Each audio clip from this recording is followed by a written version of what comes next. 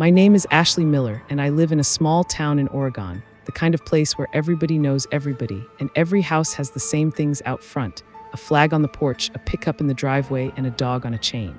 Except ours, we were the only house on Maple Street that didn't have a dog. We had a cat. Her name was Snowball. Yeah, I know, super cute, super harmless sounding.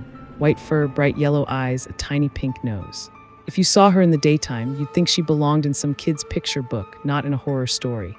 But I'm telling you this now, if anything bad ever happens in our town, if the police ever finally connect the dots, if the news vans ever show up and ask, what went wrong here, they're never going to look at the cat. And that's why she's going to get away with it.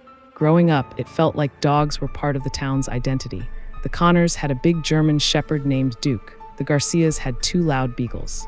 Old Mr. Harris kept 3 hounds in his yard that howled every time a car went by. I used to ride my bike down Maple Street and hear barking from all directions. It was like a chorus. Snowball would trot along the sidewalk beside me, her tail in the air, completely unbothered by all the noise.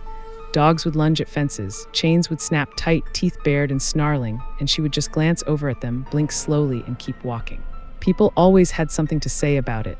You should really get a dog, Ashley, Mrs. Connor told me once, watching Snowball weave around my legs. Dogs protect you. Cats don't do anything. Cats mind their own business, I said, scratching Snowball under the chin. That's kind of the point. My mom just laughed. My dad, though, didn't think it was funny. You're 17, he said one night over dinner. If you're going to be home alone when we're working late, a dog would make more sense. I have Snowball, I said. She's not going to stop a burglar, he muttered. Snowball jumped up onto my lap just then, like she knew we were talking about her. She turned her head very slowly toward my dad and stared. It was a little too deliberate. Her yellow eyes locked onto his, and for a moment he just stopped talking, fork halfway to his mouth. Then he shook himself and looked away. I remember thinking that was weird, but I didn't understand yet.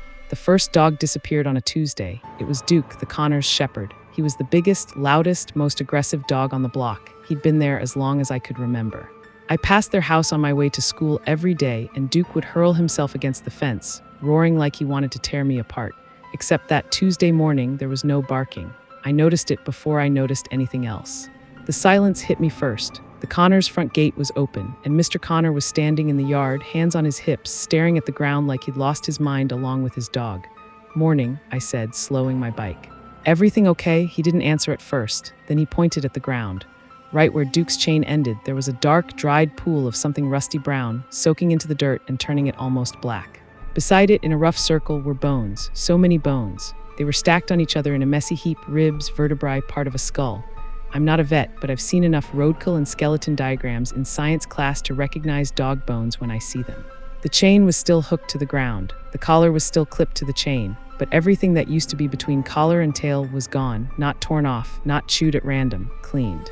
Every bit of meat had been stripped from the bones like someone had carefully taken a knife and peeled it all away. No shredded pieces, no chunks, just bare, smooth bone and dried blood. "This is sick," Mr. Connor whispered. "Some psycho did this, some person." I stared at the bones, then at the chain, then at the blood. Snowball brushed against my leg, making me flinch. I looked down and saw her sitting beside my bike wheel, tail curled neatly around her paws, staring at the pile. Her eyes were bright, almost curious. When I started pedaling away, she followed me just like always. Duke wasn't the last. 2 days later, the Garcia's beagles disappeared. This time there was more blood, smears across the dirt. Drops on the sidewalk, and again bones piled up near the doghouse. Ribs, skull fragments, leg bones. The collars were still there, tags glinting in the sun, attached to chains that never broke. It was like something had eaten them right there in the yard and then stopped when it reached bone. The cops came that time. A sheriff's car parked on the curb and 2 deputies took pictures, talked to the Garcias, measured things, wrote stuff down. "Could be a mountain lion," I heard one of them say. "In town," the other scoffed. "Come on." Snowball watched from our porch, cleaning her paws slowly. People stopped walking their dogs. They started locking them inside at night. "You see anything weird?" Mom asked me. "Anyone walking around late?" "Just Snowball," I said. I tried to make it a joke. It didn't land. Dad shook his head.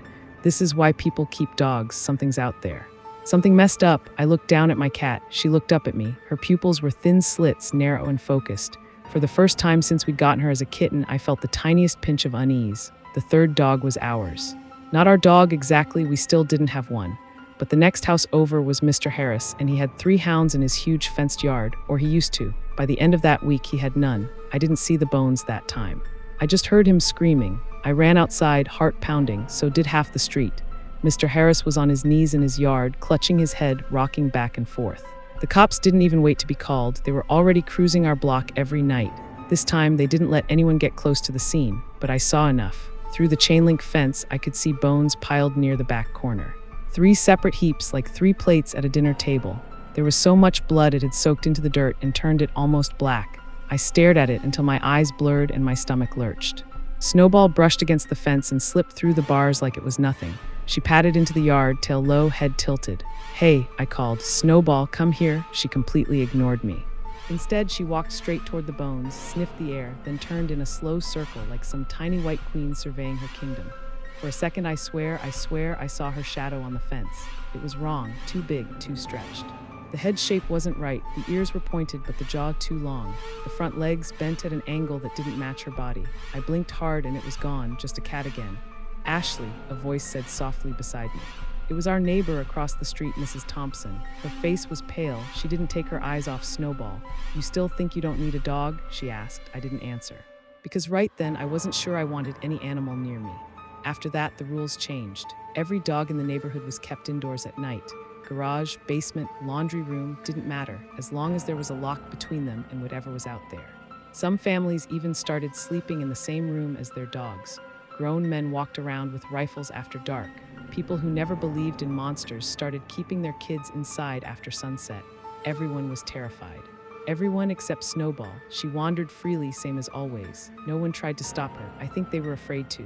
One afternoon, on my way home from school, my friend Jenna fell into step beside me, eyes locked on the cat trotting just ahead.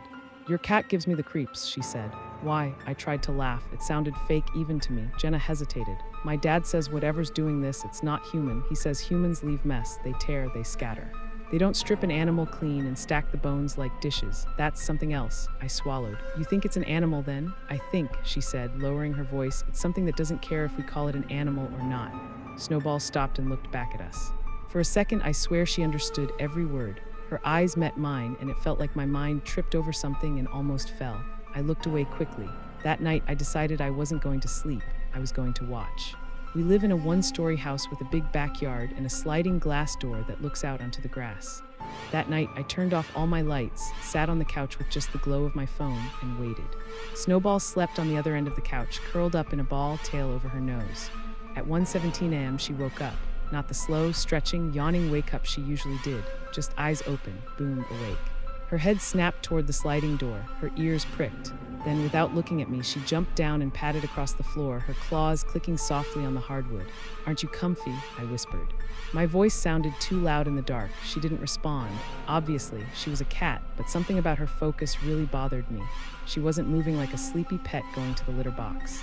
She was moving like she'd heard a signal, a command. She sat in front of the glass door, staring out into the yard. Her tail flicked once, twice. Then she made a sound. It wasn't a meow. It was low, almost like a growl, but not quite. It was layered, like more than one sound at once, pressed together. I felt it in my chest more than I heard it in my ears. Somewhere in the distance, a dog answered. A single high bark, then whining. My skin broke into goosebumps. "No way," I whispered. Snowball's head tilted slightly, like she was listening to something far away. Her mouth moved again, another strange, low vocalization, like some language I'd never heard. And then, from 3 houses down, a dog started barking frantically. I knew that bark. It was the miller's golden retriever, Buddy. He never barked at night. He was the chillest dog in existence. But now he sounded terrified. I stood up slowly and walked to the door, heart thudding against my ribs. I could see the far yards in silhouette, fences, a shed, the shapes of trees. Buddy's barking cut off suddenly. Silence, then a whine, then nothing. Snowball's tail stopped moving, her body relaxed, and then she just sat, calm, satisfied. My heart was pounding. I grabbed my dad's old binoculars from the side table. He used them for football games on TV, don't ask, and raised them to my eyes, focusing on the Miller yard. It took a second for my hands to stop shaking enough to see clearly. Their back porch light was on. I could just make out the shape of Buddy's chain stretching across the yard. Farther along, near the end of the chain, the grass looked wrong. Darker, I zoomed in, my throat closed. There it was again, a puddle of blood soaking into the lawn, and on top of it bones. Clean white bones, piled like someone had picked them up one by one and stacked them. No skin, no fur. No meat, just the skeleton of a dog, taken apart and laid out close together, like all the edible parts had gone somewhere else. I lowered the binoculars slowly and turned to look at Snowball. She looked up at me. Her eyes, they weren't yellow anymore. They were red, not bright glowing red, not like a movie demon, but deep dark, like there was something burning way back inside them. Then, as I stared, they shifted, yellow again. Just a cat's eyes, I stumbled back from the door. Snowball jumped up onto the couch, circled once, lay down, and calmly began to lick her paws. Her tongue slid over her fur, slow and precise, cleaning each toe, cleaning. Like she was wiping away something I couldn't see. "I saw you," I whispered. My voice shook. "I know it's you." She paused for a split second, tongue still against her paw, then she kept going. My head was spinning. It wasn't just that the dogs were dying. It was how no tracks, no signs of forced entry, no scattered mess, no half-eaten bodies, just blood and bones, and somewhere, somehow, something eating the rest. Something small enough to slip through a fence, smart enough to leave the collar and chain, careful enough to clean every last scrap of meat from the bones. Something that could sit on my couch and purr while my town lost its mind. The next day, the Millers found what I already knew they'd find. Their screams woke up half the block.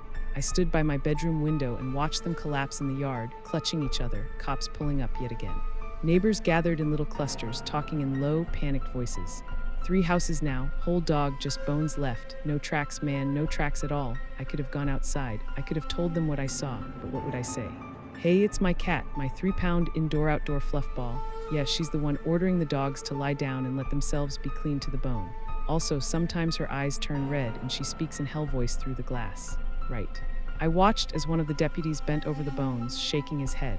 He said something to his partner and they both looked disturbed, like the more they saw, the less sense anything made. Behind me, a soft weight landed on my bed. Snowball, she walked along my pillow, then sat down beside my head, tail curling around my hair. She leaned forward and pressed her nose against my ear, purring quietly. It should have been comforting. It wasn't. Her breath was warm and faintly metallic, like the smell when you accidentally cut your finger and taste the blood. I flinched. She purred louder. "You probably want to know why I haven't run away, why I haven't locked her out, why I still let her sleep in my room. I've asked myself that 100 times. Maybe it's because she was my cat before all this started. Maybe it's because she still curls up under my arm when I cry. Maybe it's because, and this is the part that scares me the most, I think she's protecting me. The last 2 nights, I heard dogs barking way off in the distance, not on our street farther, out on the roads that lead into town. Snowball woke up both times, stared toward the sound, and made that low, layered noise again. The barking stopped soon after, and the next day word spread. "Hey, did you hear? Some strays got taken out by something." Same deal. Just bones left. It's spreading. It's not just our block anymore. It's bigger. And Snowball still comes back to me, still sits in my lap, still rubs her face against my fingers, still purrs herself to sleep on my chest, right above my heart. Sometimes, when the house is quiet and everyone else is asleep, I lie there in the dark and feel her weight rise and fall with my breathing. I think about the bones, the blood, the empty chains. I think about how she looked at me that night, like she was asking me a question without words. Are you going to tell? Are you with them or with me? And I realize something I don't want to admit.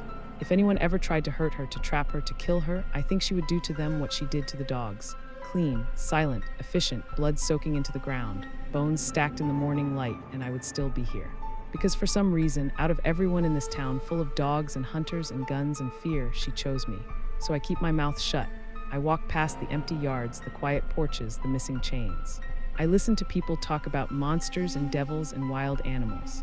And at night, when Snowball sits at the glass door, eyes glowing softly as she whispers that impossible voice into the dark, I pretend I don't understand. But I do. She doesn't want the collars. She doesn't want the leashes. She doesn't want the bones. She just wants what's in between. And in the morning, when the sun comes up over Maple Street and the sheriff's car is parked at yet another house, Snowball walks beside me like always, a tiny, perfect, innocent white cat in a town that's finally learning what real fear tastes like.